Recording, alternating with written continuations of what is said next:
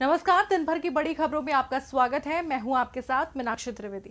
आज इस बुलेटिन में बात होगी लॉकडाउन 5 के लिए जारी मंथन की, शरद पवार की पीएम मोदी को लिखे खत की, जानेंगे बीजेपी की टेंशन कैसे बढ़ाएंगे अखिलेश और शिवपाल, और क्यों मुसीबत में फंसी येदियुरप्पा सरकार, और आखिर में बात बदहाल होते एमएसएमई सेक्टर्स की।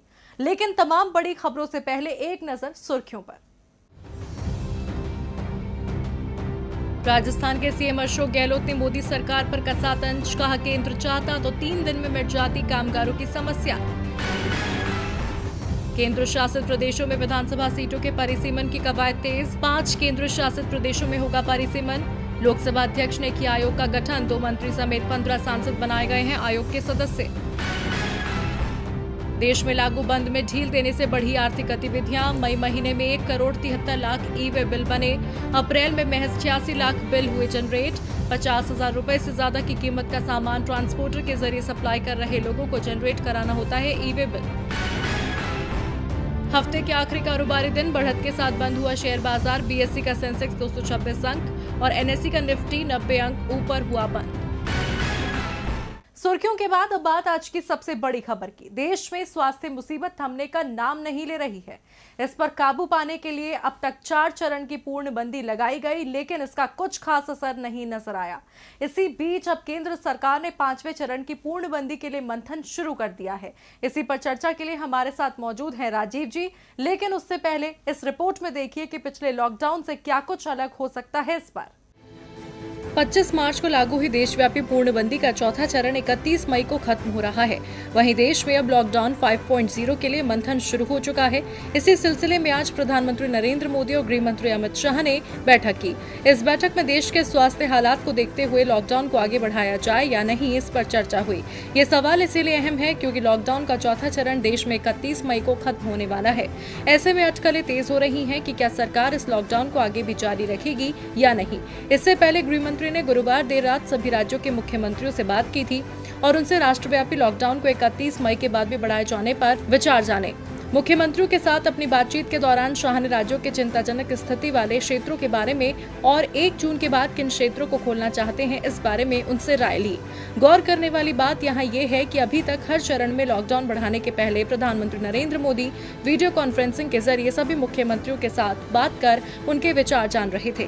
पहली बार गृह मंत्री ने लॉकडाउन के एक और चरण के खत्म होने के पहले मुख्यमंत्रियों से बात कर उनके विचार जाने हैं। वहीं पीएम के साथ इस बैठक में अमित शाह ने मुख्यमंत्रियों की राय को पीएम से साझा किया। फिलहाल मुख्यमंत्रियों की राय का पता नहीं लग पाया है, लेकिन ये समझा जा रहा है कि उनमें से अधिकतर कुछ रूप में लॉकडाउन जारी रखना चाहते हैं। साथ ही वो आर्थिक गतिविधियों को बढ़ावा देने और जनजीवन को सामान्य बनाने के पक्ष में भी हैं। संभावना है जल्द ही केंद्र सरकार लॉकडाउन पर अपने फैसले की घोषणा कर देगी। अब रुख करते हैं राजीव जी का। राजीव जी, आपका स्वागत है। धन्यवाद मीनाक्षी। राजीव जी, अब लगभग ये तय हो चुका है कि सरकार लॉकडाउन को आगे बढ़ा रही है और छूट का दायरा भी बढ़ाया जा सकता है। पहले सख्त लॉकडाउन का पालन करवाया जा रहा था और अब जब भारत एशिया में सबसे ज्यादा मरीजों वाला देश बन चुका है तो केंद्र राज्यों को छूट दे रहा है। ऐसे में राजीव जी, राज्यों के ऊपर सब कुछ छोड़ना और लॉकडाउन को बहुत कमजोर करना कहां तक सही होगा? देखिए मीनाक्षी, इस वक्त देश जिस मुसीबत का सामना कर रहा है उससे बचने का कोई इलाज अब तक ढूंढा नहीं जा सका है। बचाव के उपाय में केवल एक दूसरे से शारीरिक दूरी बनाकर रहना और बार बार हाथों को धोते रहना ही अब तक सफल होता हुआ नजर आ रहा है। हाथों को बार बार धोना तो संभव है मीनाक्षी, लेकिन फिजिकल डिस्टेंसिंग तभी संभव है जब सब कुछ बंद रहे, यानी लोगों का आवागमन बंद रहे, यानी आना जाना बंद रहे, बाजार, दुकानें, शिक्षा संस्थान, थिएटर सब बंद रहें तो लोग न तो एक दूसरे से मिलेंगे, न बीमारी के फैलाव का डर बना रहेगा। लेकिन ये बात लिखने और कहने में जितनी आसान है, करने में उतनी ही कठिन है। इसका एक्सपीरियंस हम सबको मार्च से लेकर के अब तक हो ही चुका है, यानी पहली पूर्णबंदी से लेकर के अब तक हम लोगों को इसका एक्सपीरियंस हो चुका है। सबसे पहले सख्त पूर्णबंदी हुई, ये हम सबने देखा, तो लोगों ने इसे थोड़े दिन की तकलीफ माना। हालांकि प्रवासी कामगारों और रोजाना कमाने खाने वालों को तब से जो तकलीफ होनी शुरू हुई है तो आज तक उन्हें राहत नहीं मिल पाई है। और उधर पहली पूर्णबंदी से ही अर्थव्यवस्था ने जो गिरना शुरू किया तो उसे संभालना सरकार के लिए कठिन हो गया। सरकार ने इस बीच 2 राहत पैकेज भी दिए, श्रमिक स्पेशल ट्रेनों और वंदे भारत मिशन जैसे इंतजाम भी किए, लेकिन उसका भी खास असर दिखाई नहीं दिया। पहली, दूसरी, तीसरी और चौथी पूर्णबंदी के बाद भी देश में मरीजों की संख्या बढ़ती गई और पिछले हफ्ते भर में तो भारत का ग्राफ बाकी देशों के मुकाबले काफी बढ़ गया है। बीमारों की संख्या बढ़ने के डर के बीच चौथी पूर्णबंदी की मियाद भी खत्म हो रही है और सरकार फिर भी असमंजस में नजर आ रही है कि आगे क्या करें। अर्थव्यवस्था संभालने के लिए रियायतें देना जरूरी है मीनाक्षी, और बीमारी बढ़ने से रोकने के लिए पूर्णबंदी भी जरूरी है। सरकार के पहले के लिए फैसलों का सही असर नजर नहीं आया तो अब उसने धीरे से गेंद राज्यों के पालों में डालना शुरू कर दिया है। माना यही जा रहा है कि इस बार राज्य सरकारें ही काफी कुछ तय करेंगी कि किस तरह की छूट दी जाए और किस तरह की बंदिशें लागू की जाएं। खास बात यह है मीनाक्षी कि अब तक प्रधानमंत्री नरेंद्र मोदी लॉकडाउन को लेकर के मोर्चा संभाले हुए थे, लेकिन इस बार गृह मंत्री अमित शाह ने राज्यों के मुख्यमंत्रियों से बात की है। अब चौथे चरण के बाद आगे की घोषणा कौन करेगा यह देखना होगा। वैसे घोषणा कोई भी करे मीनाक्षी, लेकिन उसमें इतना ध्यान सरकार को रखना ही चाहिए कि उसके इस कदम से देश के गरीब तबके पर क्या असर पड़ेगा। अब तक की उसकी नीतियों और फैसलों से सबसे ज्यादा प्रभावित गरीब तबका ही हुआ है। उसके लिए महामारी से बड़ी चिंता रोजी रोटी और मकान की हो गई है। इसीलिए सरकार को सोच समझ करके कदम उठाना चाहिए। बहुत बहुत धन्यवाद राजीव जी तमाम जानकारियों के लिए। अब बढ़ते हैं अपनी अगली खबर की ओर। देश में भले ही केंद्र सरकार ने आर्थिक गतिविधियों को पूर्णबंदी के चौथे चरण में छूट दे दी हो, लेकिन कई सेक्टर 60 दिन की तालाबंदी में इतना नुकसान झेल चुके हैं कि उनका हाल बेहाल हो चुका है। खासकर रियल एस्टेट सेक्टर जो पूर्णबंदी से पहले ही परेशान था, वो गर्त में पहुंच गया है, जिसे लेकर अब एनसीपी प्रमुख शरद पवार ने प्रधानमंत्री नरेंद्र मोदी को खत लिखा है। तो पवार ने क्या कुछ लिखा है इस चिट्ठी में, देखिए इस रिपोर्ट में। पहले से मुसीबतों का अंबार झेल रहे रियल एस्टेट सेक्टर को पूर्णबंदी ने पूरी तरह से घुटनों पर ला दिया है। रियल एस्टेट से जुड़े लोग कई बार मोदी सरकार से मदद की गुहार लगा चुके हैं, लेकिन सरकार है कि सुनने को तैयार ही नहीं है। इसी के चलते अब राष्ट्रवादी कांग्रेस पार्टी के प्रमुख शरद पवार ने प्रधानमंत्री नरेंद्र मोदी को पत्र लिखा है। अपने पत्र में पवार ने प्रधानमंत्री नरेंद्र मोदी को लिखा है, पूर्णबंदी के दौरान रियल एस्टेट क्षेत्र पूरी तरह से बर्बाद हो गया है और पीएम मोदी को व्यक्तिगत तौर पर इस मामले पर गौर करना चाहिए। पवार ने अपने पत्र में मांग की है कि प्रधानमंत्री इस क्षेत्र को पटरी पर लाने के लिए कदम उठाएं, जो कि बुरी तरह से प्रभावित हुआ है। पवार ने पत्र ट्विटर पर साझा किया, जिसमें उन्होंने लिखा है, अभूतपूर्व स्वास्थ्य मुसीबत और उसके बाद लागू देशव्यापी लॉकडाउन के चलते रियल एस्टेट क्षेत्र पूरी तरह से बर्बाद हो गया है। उन्होंने कहा, श्रमिकों की वापसी, लगभग 3 महीने से काम और बिक्री रुकने, मांग और आर्थिक गतिविधियों में ठहराव आने से ये उद्योग प्रभावित हुआ है, जो राष्ट्रीय जीडीपी में काफी योगदान करता है। पूर्व मंत्री ने कहा कि the confederation of real estate developers association of India ने भी मोदी को इस संकट के बारे में खुला पत्र लिखा है और उनसे तत्काल हस्तक्षेप का अनुरोध किया है। उन्होंने कहा कि CRIDAI ने कुछ सिफारिशें की हैं, जैसे एक बार पुनर्गठन, अतिरिक्त संस्थागत वित्त पोषण, दंड ब्याज माफ करना, उपभोक्ता मांग बढ़ाने के लिए नीतिगत नवाचार, कच्चे माल के कार्टिलेज को नियंत्रित करना, किफायती मकान पर लगने वाले GST के मानदंड में बदलाव और क्षेत्र की मदद के लिए special window for completion of construction of affordable and mid income housing projects कोष क्रियाशील करना शामिल है। पवार ने पत्र में लिखा, अगर आप इस मामले पर निजी तौर पर ध्यान देंगे और अर्थव्यवस्था के सबसे महत्वपूर्ण क्षेत्रों में से एक को पटरी पर लाने के लिए कदम उठाएंगे तो मैं आभारी रहूंगा। अब पवार के इस खत पर केंद्र सरकार क्या जवाब देती है और रियल एस्टेट सेक्टर को कब तक मजबूती मिलती है, ये देखना होगा। अब केंद्र सरकार पवार के पत्र पर गौर कर रियल एस्टेट सेक्टर की मुसीबत दूर करती है या नहीं, ये तो वक्त बताएगा। लेकिन फिलहाल इस वक्त उत्तर प्रदेश में बीजेपी की टेंशन जरूर बढ़ सकती है, क्योंकि यहां स्वास्थ्य मुसीबत के बीच समाजवादी पार्टी काफी सक्रिय नजर आ रही है। प्रवासी कामगारों की मदद करने का मामला हो या फिर योगी सरकार को घेरने का, अखिलेश यादव हर मौके को भुनाने में लगे हैं। इसी बीच अब सूबे में सपा के फिर से मजबूत होने के संकेत मिलने लगे हैं। ऐसा हम क्यों कह रहे हैं, देखिए इस रिपोर्ट में। उत्तर प्रदेश में भले ही अभी विधानसभा चुनाव होने में काफी वक्त हो, लेकिन सूबे में स्वास्थ्य मुसीबत के बीच सरगर्मियां बढ़ती जा रही हैं। सत्ता पक्ष जहां मुसीबत के दौर में खुद की मजबूत छवि जनता के सामने पेश करने में जुटा है, तो वहीं विपक्षी दल भी खुद को मजबूत करने में कोई कोर कसर नहीं छोड़ रहे हैं। खासकर कांग्रेस और समाजवादी पार्टी तो सरकार के हर काम पर नजर बनाए हुए हैं, हर गलती को जनता के सामने रख रहे हैं। लेकिन अब समाजवादी पार्टी के और भी मजबूत होने के संकेत मिलने लगे हैं। दरअसल मुलायम कुनबा चुनाव से पहले एक होता दिख रहा है। जी हाँ, सपा अध्यक्ष उत्तर प्रदेश के पूर्व मुख्यमंत्री अखिलेश यादव और उनके चाचा शिवपाल यादव के बीच रिश्तों की कड़वाहट कम हो सकती है। शिवपाल यादव की सदस्यता रद्द करने को भेजी गई याचिका को वापस लेने के बाद माना जा रहा है अखिलेश और शिवपाल के बीच की दूरियां कम हो रही हैं। सूत्रों का कहना है शिवपाल यादव की पार्टी प्रगतिशील समाजवादी पार्टी का सपा में विलय भी हो सकता है। हालांकि इस विषय पर अभी कोई भी नेता खुलकर बयान दे नहीं रहा। आपको बता दें, इस साल होली के मौके पर सैफई में आयोजित कार्यक्रम में सपा संरक्षक मुलायम सिंह यादव और अखिलेश यादव के साथ शिवपाल सिंह यादव भी मौजूद थे। होली मिलन कार्यक्रम के दौरान ही अखिलेश ने शिवपाल के पैर छूकर आशीर्वाद लिया था। तभी से इस बात के कयास लगाए जा रहे थे दोनों के रिश्तों में कुछ सुधार हुआ है। वहीं उसी कार्यक्रम में शिवपाल ने मुलायम के साथ रामगोपाल के भी पैर छूकर आशीर्वाद लिया था।